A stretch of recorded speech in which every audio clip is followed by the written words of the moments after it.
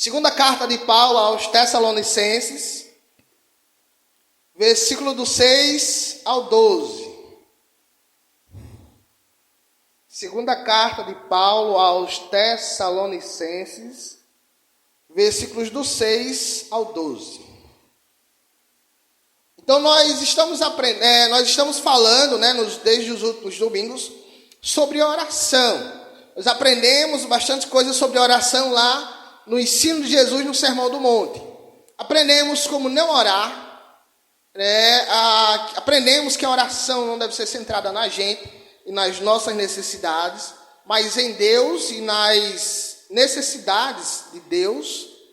Aprendemos que nós devemos, que a oração é uma ferramenta extremamente poderosa para enfrentarmos juntos as dificuldades do dia a dia, como fome, inimizade e as ações de Satanás.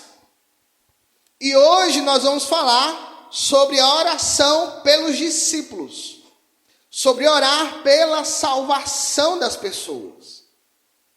Nós temos aprendido que a principal função da igreja é alcançar os perdidos. A igreja existe nesse mundo para proclamar o evangelho, para levar a mensagem de salvação a todas as pessoas, desde onde você está e até os confins da terra. Essa é a missão e a razão de ser da igreja. Para isso, nós temos aprendido também que todos precisamos compreender profundamente o evangelho.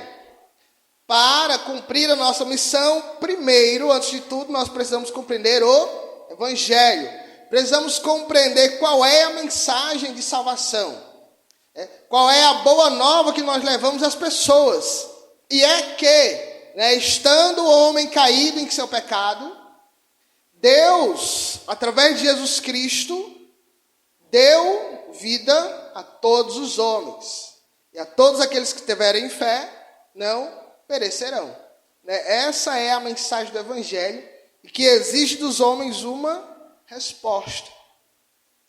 E aí, a partir do texto de hoje, nós vamos aprender que o discipulado, que o evangelismo, ele começa pela oração.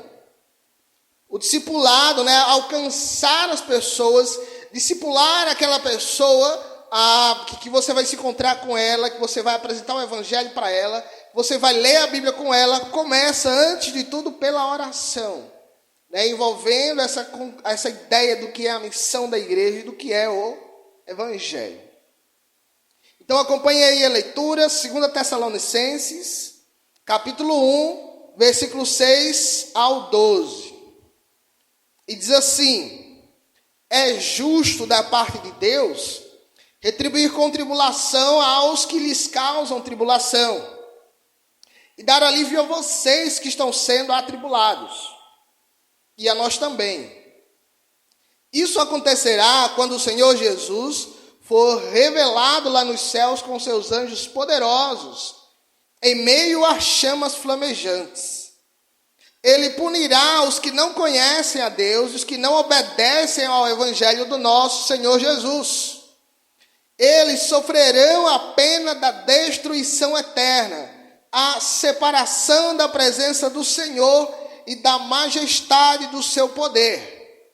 Isso acontecerá no dia em que ele vier para ser glorificado em seus santos e admirado em todos os que creram, inclusive vocês que creram em nosso testemunho. Conscientes disso, oramos constantemente por vocês, para que o nosso Deus os faça dignos da vocação e com poder cumpra todo o bom propósito e toda obra que procede da fé. Assim o nome do nosso Senhor Jesus será glorificado em vocês e vocês nele, segundo a graça de nosso Deus e do Senhor Jesus Cristo. Irmãos, essa carta de Paulo aos Tessalonicenses acontece em meio à severa perseguição religiosa e dificuldades da igreja com relação à volta de Jesus Cristo. Então, Paulo, ele escreve para aqueles irmãos, esclarecendo aí, a partir do versículo 6, que Deus, como justo Senhor, retribuirá com tribulação aqueles que perseguem a igreja e dará alívio ao seu povo, né? Então, quando Jesus vier, a sua ação no mundo será dupla. Para aqueles que creem, receberão punição e condenação, mas, aliás, para os que não creem, receberão punição e condenação, e para aqueles que creem, eles receberão alívio da tribulação. Isso acontecerá quando Jesus for revelado dos céus. E aí no versículo 8 diz que ele punirá os que não obedecem ao evangelho. Ou seja, a punição de Deus se volta para aqueles que ouvem o evangelho, que ouvem a mensagem de salvação, que ouvem que todos precisam de Jesus, mas não obedecem ao evangelho. Não obedecem à exigência do evangelho, que é o quê? Deixar a vida e arrepender-se e crer em Jesus, né? Então, esses que desobedecem ao evangelho serão alvo do juízo de Deus quando ele vier. E aí que o texto fala, ainda no versículo 9, é que eles sofrerão a pena da destruição eterna. Eles serão separados do favor completo de Deus pela eternidade. Não haverá mais, então, naquele momento, e até o fim das eras, nenhuma comunhão mais com Deus. E aí, nesse contexto de perseguição, de tribulação, aquela igreja corria um sério risco de os irmãos abandonarem a fé. Pressionados pela perseguição, tornarem-se desobedientes do evangelho. Por isso que Paulo diz aí no versículo 11, conscientes disso, sabendo daquilo que está para acontecer quando Jesus voltar, não deixamos de orar por vocês. Então Paulo diz, tendo em vista as expectativas de que quando Jesus voltar, o povo de Deus será aliviado e os desobedientes serão condenados, nós oramos por vocês. E oramos, e a preocupação de Paulo era para que aqueles irmãos permanecessem perseverantes na fé, que eles mantivessem sua fé diante das perseguições até a volta de Cristo, como ele diz aí no versículo 11. Ele ora para que Deus faça dignos da vocação e cumpra o bom propósito. O que envolve, aí a preocupação de Paulo é a oração pela salvação dos homens. Não só daqueles que creem, mas daqueles que um dia crerão. Paulo ora aqui, preocupado com a manutenção da fé daquelas pessoas que ele havia evangelizado e discipulado, e aqueles que certamente no futuro creriam ainda no evangelho. Então, o que nós aprendemos aqui, que Paulo deixa claro, é que, tendo em vista toda essa perspectiva e a realidade de que o mundo sofrerá condenação, por não crer em Jesus Cristo, que somente aqueles que creem em Cristo como Salvador serão aliviados, da perseguição, nós precisamos orar pelas pessoas. Precisamos orar pela salvação das pessoas. E aí outros textos da Bíblia vão nos ensinar igualmente essa importância. Então abra a sua Bíblia agora em 1 Timóteo. Está logo aí depois de Tessalonicenses. É só virar a página, capítulo 2, versículo do 1 ao 4.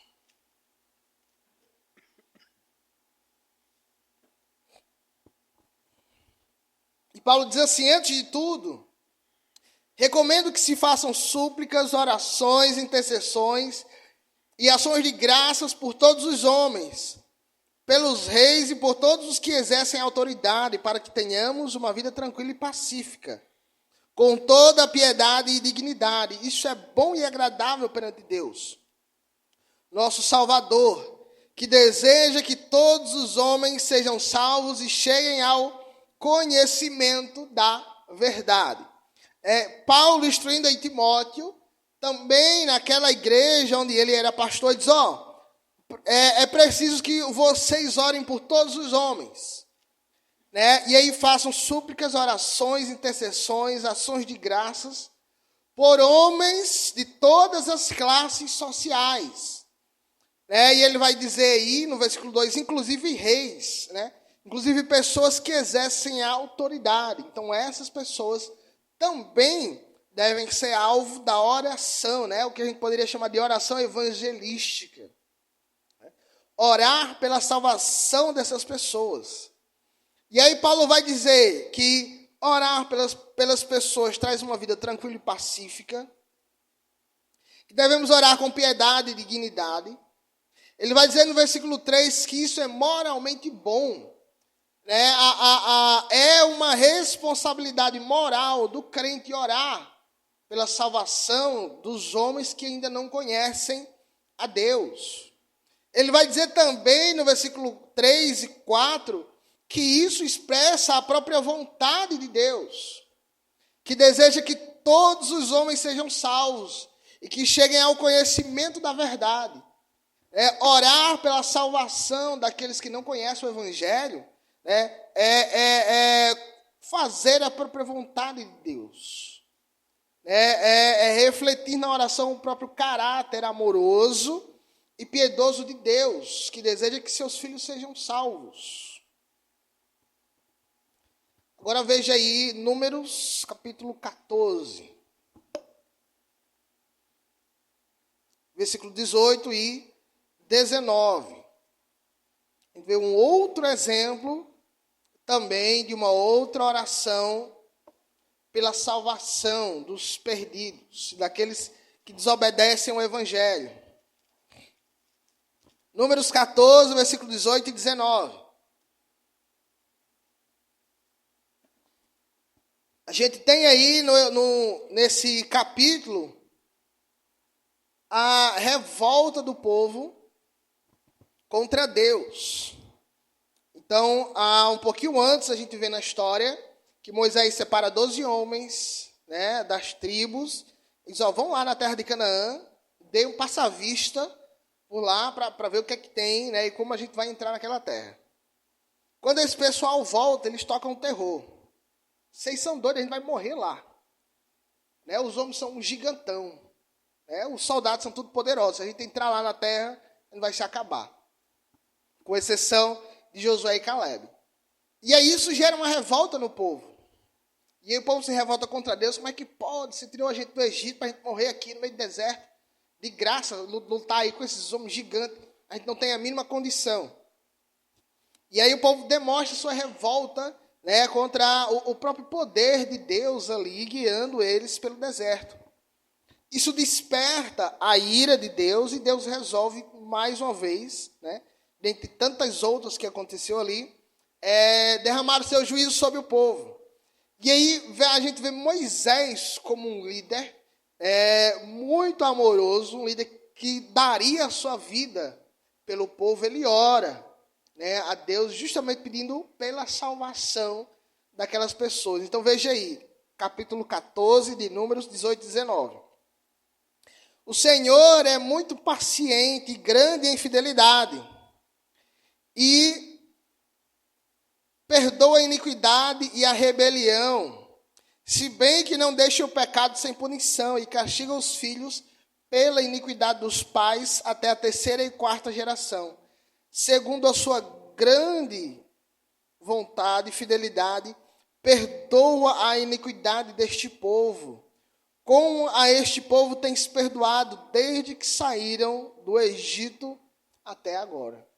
Então Moisés, demonstrando aí sua consciência e seu conhecimento sobre o caráter de Deus, ele ora e pede misericórdia pela vida daquele povo.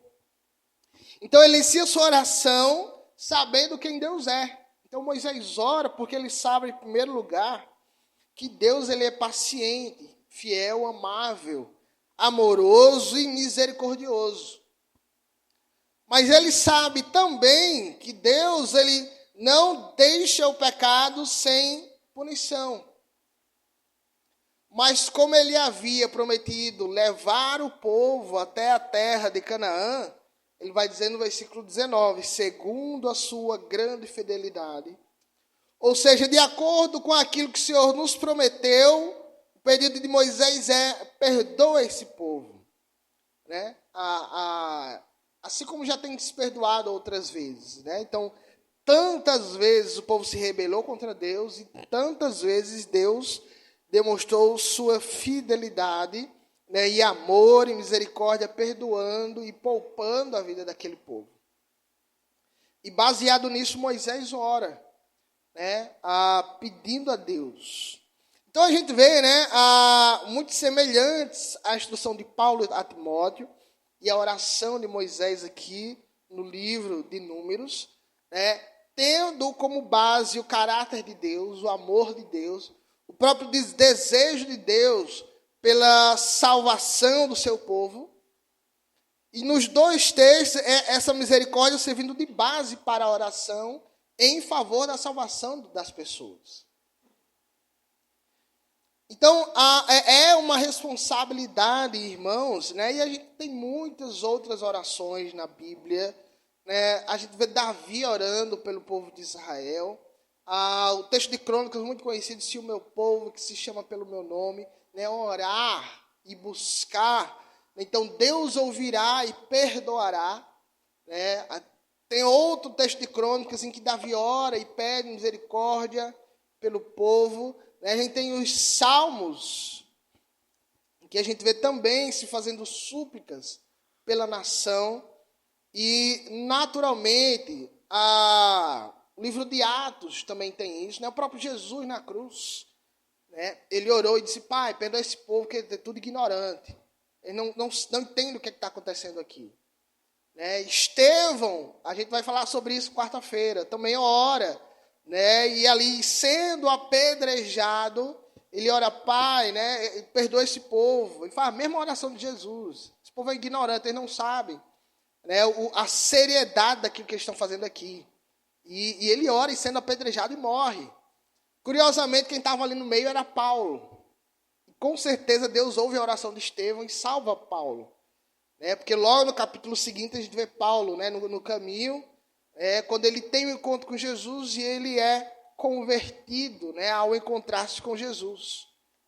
Então, inúmeros textos da Bíblia, inúmeros exemplos de orações vão nos ensinar a responsabilidade como crentes que temos de orar pela salvação de todos os homens. Agora volte aí lá para Tessalonicenses.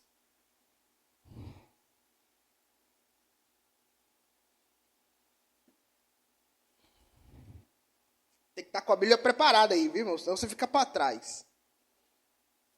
Então, vamos ver mais alguns princípios importantes sobre a oração pelos discípulos aqui no livro de Tessalonicenses.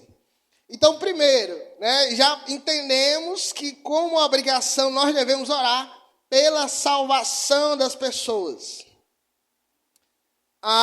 E aí a primeira lição sobre esse tipo de oração que Paulo nos ensina aqui é que orar pela salvação das pessoas, pelo crescimento dos discípulos, daqueles que devem ser salvos, envolve uma consciência do Evangelho e do destino daqueles que desobedecem ao Evangelho.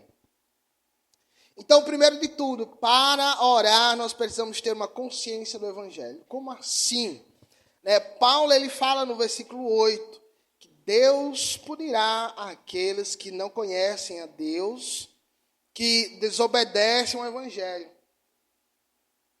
Então, nós precisamos saber, irmãos, que aquelas pessoas que não conhecem a Deus, que ouvem o Evangelho, e que rejeitam o Evangelho, o destino delas é de condenação. E a Bíblia é muito clara sobre isso. Nós já estudamos também sobre isso na igreja.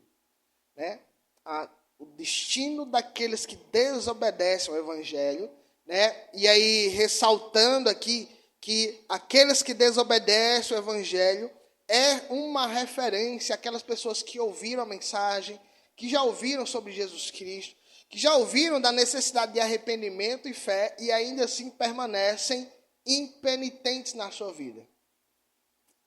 Essas pessoas serão punidas por Deus.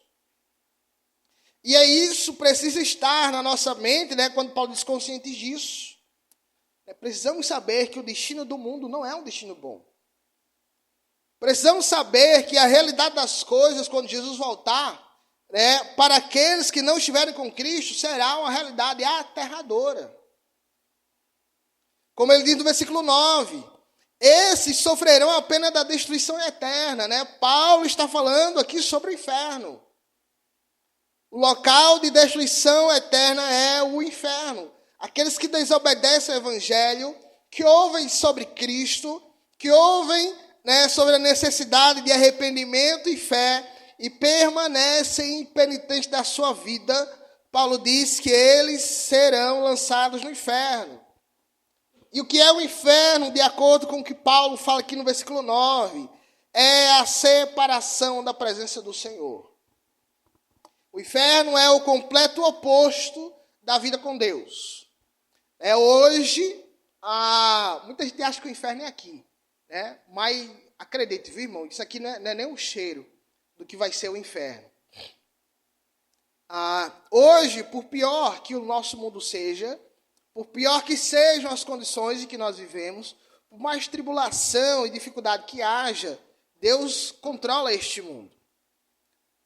Deus derrama sua graça sobre este mundo. Faz chover, faz sol, os homens saem para trabalhar, conseguem o sustento da sua família, a vida segue, a natureza está aí. Tudo isso pela graça de Deus, ainda com todos os problemas que vivemos. Mas no céu,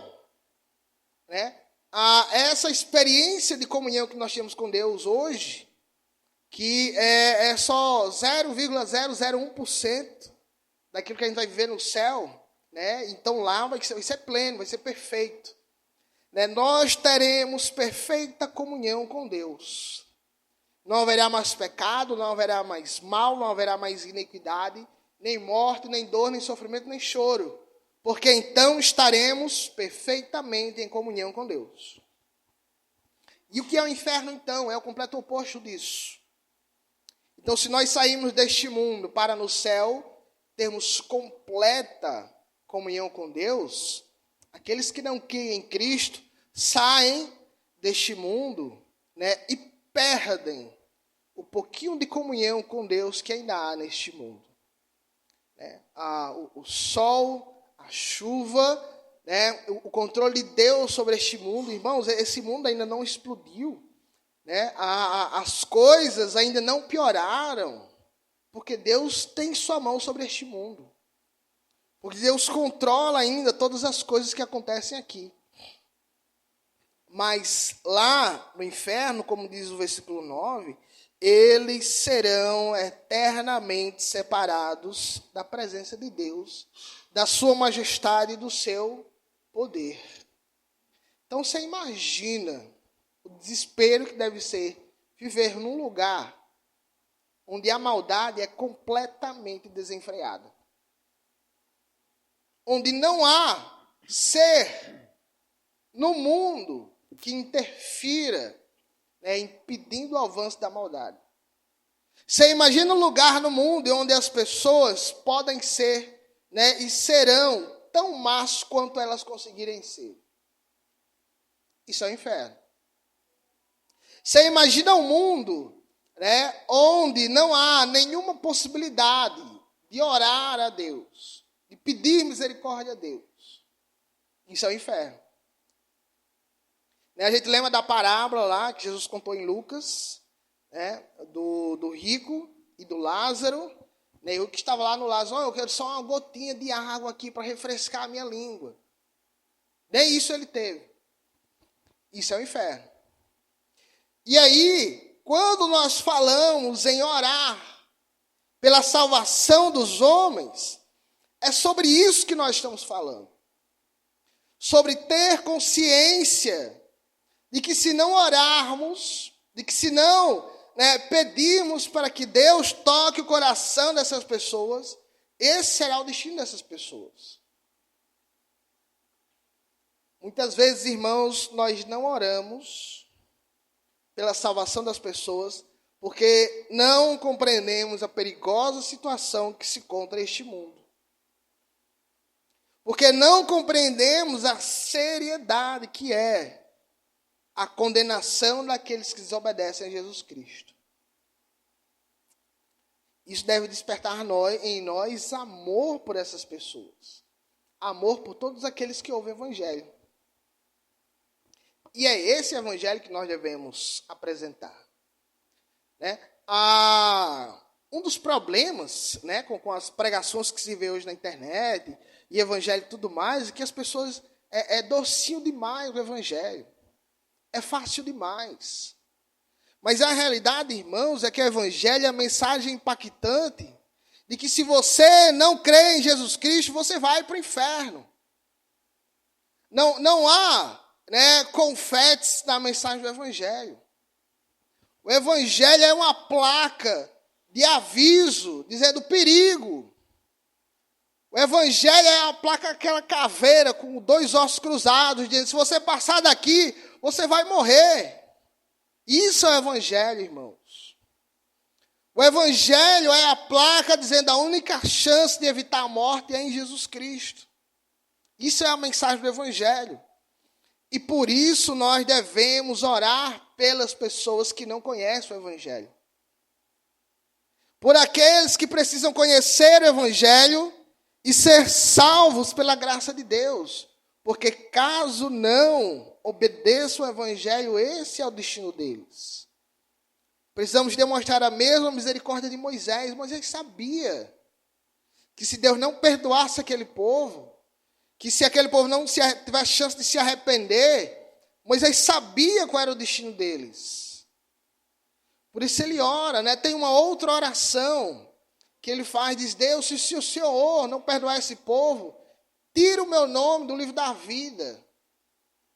Tal era o amor de Moisés pelo seu povo. Que ele não queria que aquele povo morresse, só ele permanecesse vivo. Então, se for para morrer todo mundo, eu quero ir junto. Tira o nome do meu livro da vida. Então, nós temos que ter essa consciência ao orar pelos perdidos. O texto vai nos ensinar também que, acima de tudo, a transformação do Evangelho não é nós que fazemos. Orar pela salvação daqueles que conhecem o Evangelho é colocar Deus na soberania de todas as coisas. Como já falei aqui nos domingos passados, né, a oração é uma ação de dependência.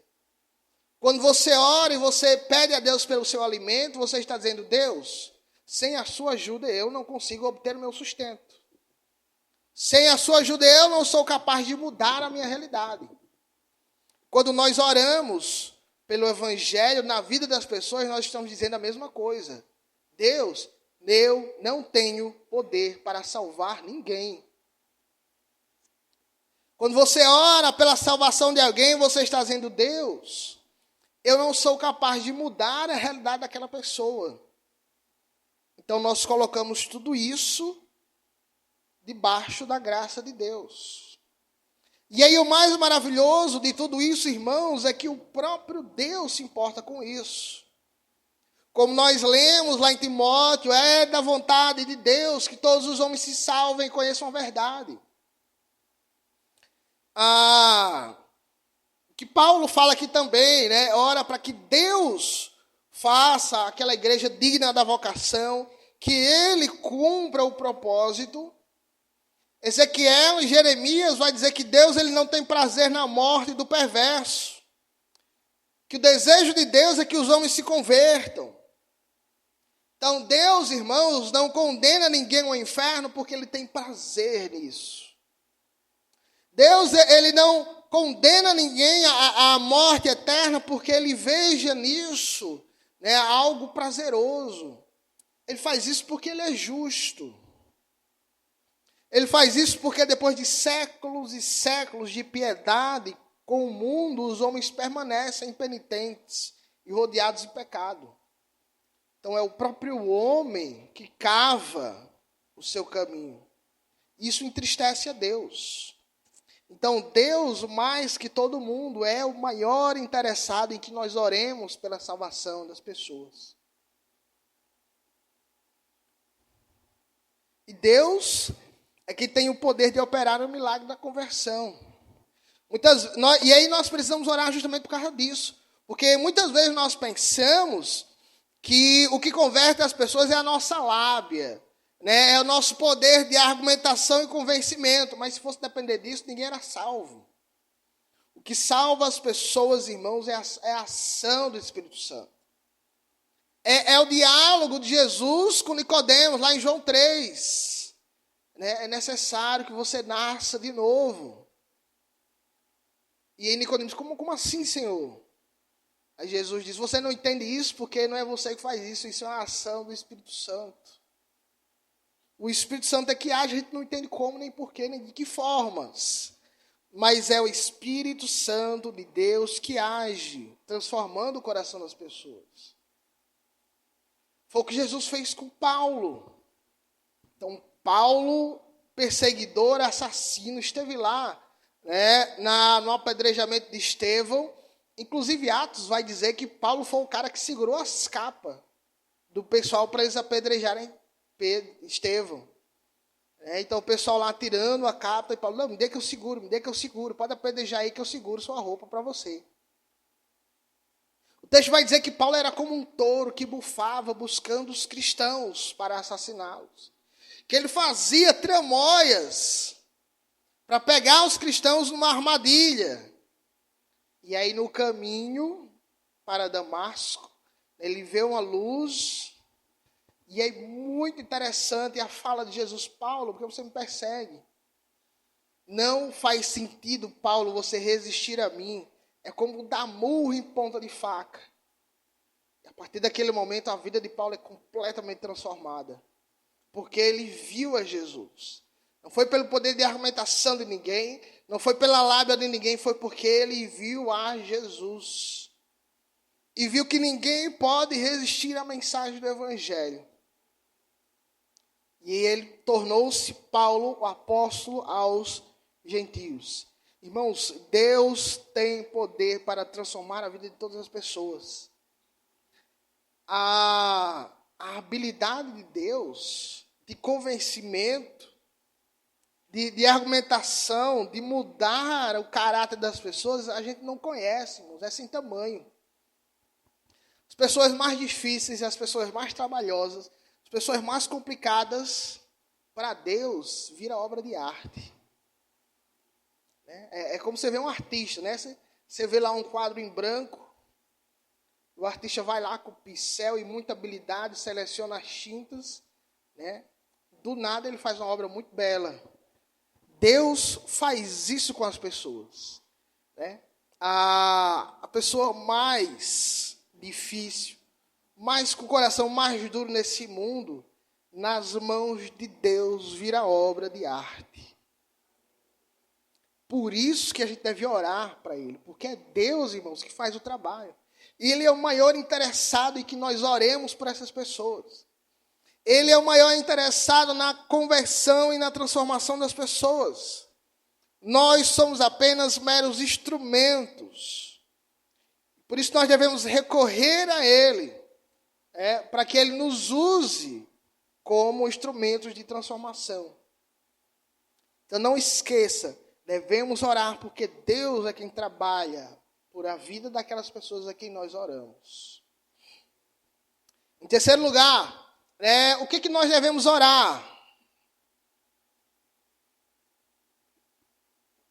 Como devemos orar por essas pessoas? Devemos fazer a mesma oração de Paulo aí no versículo 11. Duas coisas devemos pedir para que Deus os faça dignos da vocação. A vocação é o chamado, é o convite, é a mensagem do Evangelho espalhada a todas as pessoas. Então, em primeiro lugar, quando você estiver orando pela vida de alguém, pela pessoa que você deve discipular, pela salvação daquela pessoa que você conhece, você deve orar para que aquela pessoa, para que Deus faça com que ela viva de acordo com a mensagem do Evangelho. Isso é, como diz Paulo aí, faça dignos da vocação, ou seja, é viver de acordo com a mensagem do Evangelho. Então, quando você orar por alguém, diga: Deus, transforma a vida daquela pessoa para que ela viva de acordo com a mensagem do Evangelho. E o que é viver de acordo com a mensagem do Evangelho? É aquilo que eu já tenho falado e já falei hoje. É ser transformado. É ter um novo coração, um novo espírito. É tirar o coração de pedra e entrar o coração de carne. Sensível a Deus. Viver de acordo com o Evangelho é arrepender-se da sua vida. É ter fé em Jesus Cristo. É reconhecer Cristo como Salvador. Isso é viver de acordo com o Evangelho. Viver de acordo com o Evangelho é o que Paulo fala em Efésios e Colossenses. Quando ele fala, agora a vida em comunidade de vocês deve ser de acordo com o Evangelho. Como é que alguém vive em comunidade de acordo com o Evangelho? É vivendo em unidade. É trabalhando pelo crescimento de todos na comunidade cristã. É vivendo em família de forma digna. O marido trata bem a esposa trata bem o marido, cuida bem dos filhos. É viver bem no trabalho. Você não ser melhor do que ninguém. Você não tratar ninguém com inferioridade. É viver bem, é o bom testemunho na sociedade, que Paulo vai dizer também em Efésios. É viver de forma santa. É você não reproduzir aquilo que as pessoas falam de ruim. O que Paulo diz que os ímpios fazem coisas que a gente não deveria nem mencionar. Isso é viver de acordo com o Evangelho. É a mesma coisa que Paulo vai falar em Colossenses. Depois de dizer, Cristo é maior que tudo na vida, ele vai dizer, como é que vive de acordo com Cristo? É vida em família, vida em comunidade, é bom testemunho, pais, filhos, trabalho. Tudo isso é viver de acordo com o Evangelho. Então, é sobre isso que a gente deve orar, pela vida das pessoas. Nós aprendemos, algumas semanas atrás, que um dos alvos do discipulado é justamente o crescimento espiritual, moral e social daquela pessoa que você está discipulando e evangelizando. É aquela pessoa aprender a viver bem em família, viver bem em sociedade, viver bem no trabalho, dar bom testemunho. E é sobre isso que nós devemos orar acima de tudo. Para que Deus dê crescimento a essa pessoa. Em segundo lugar, devemos orar para que, o segundo pedido, orar para que Deus cumpra o seu propósito na vida das pessoas. Ou seja, aqueles que ouvem o Evangelho e que são chamados por Deus para a salvação, devemos orar para que Deus os faça perseverantes na mensagem do Evangelho. Que Paulo diz aí, que o nosso Deus, com todo o poder, cumpra o bom propósito e toda obra que procede da fé. Ou seja, é orar para que aquela pessoa que foi alcançada pelo Evangelho, que ouviu a mensagem, que você está orando para que ela viva de acordo com o Evangelho, você ore também para que Deus toque no coração dela e dê perseverança, para que ela permaneça na fé até a volta de Cristo. Então devemos orar por isso. Irmãos, orar pela salvação de todos os homens é uma responsabilidade de todos os crentes. Por isso, todo o trabalho de discipulado, de evangelismo que nós estamos trabalhando na igreja, tudo começa com a oração. Você precisa escolher uma pessoa e orar por ela. Até mesmo antes de falar, talvez você não saiba nem quem é a pessoa que você vai discipular ainda. Mas você precisa orar por ela. tendo como consciência a seriedade do Evangelho, sabendo que o próprio Deus é quem trabalhará misericordiosamente na vida daquela pessoa, para que a pessoa viva de forma digna do Evangelho, para que tenha perseverança na fé. Orar, irmãos, pela salvação dos outros é uma demonstração de amor e cuidado. Tudo começa pela oração, né? As conversas, as visitas, tudo começa pela oração, né? A oração é essa demonstração de carinho, de cuidado, de amor, né? E além disso, orar pelas necessidades das pessoas, né? Quando a gente for para o treinamento desse livro aqui, né, a gente vai ver ainda, né, outras questões sobre a oração. Como nós alcançamos pessoas sobre a oração, né? Hoje estou falando sobre a responsabilidade de orar pelas pessoas, né? No treinamento desse livro nós vamos aprender como alcançamos pessoas, né, como chegamos até as pessoas através da oração. E, acima de tudo, devemos ter como objetivo a glória de Deus pela transformação da vida daqueles por quem nós oramos. Que é o que Paulo fala aí no versículo 12.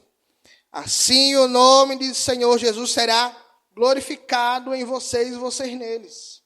Ou seja, né, orando pelas pessoas. Quando as pessoas forem alcançadas pelo Evangelho, transformadas pelo Evangelho, permanecerem na fé do Evangelho, quando Jesus voltar, Deus será glorificado em tudo isso. Então, orar pelas pessoas é também orar pela glorificação de Deus, para que o nome de Deus seja conhecido em todo o mundo.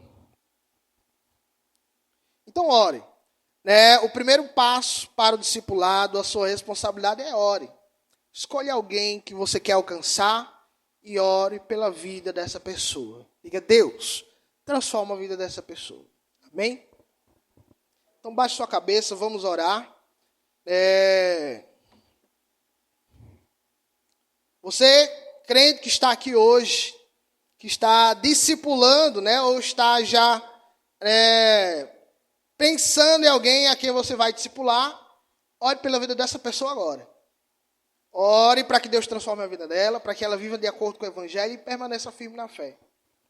Você que ainda está meio perdidão, não sabe quem discipular, né, por quem orar, então ore por alguém agora. Deus, eu não sei por que eu vou orar agora, mas eu sei que alguém vai chegar aí na minha vida, o Senhor vai colocar para eu discipular essa pessoa. Então ore.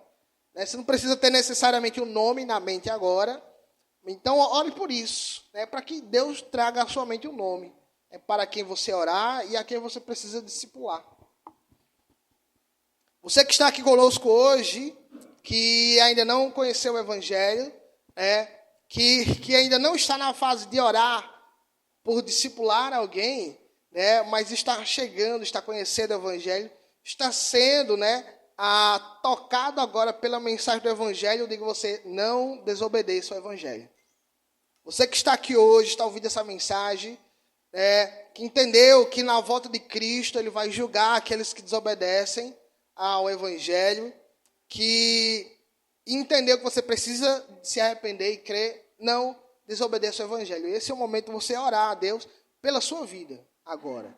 Diga, Deus, me faça digno do Evangelho, e me dê perseverança na fé do Evangelho. Faça essa oração pela sua vida agora. Se você realmente crê em Jesus Cristo, você entende essa mensagem agora e se você quer entregar a sua vida a Ele. Vamos orar.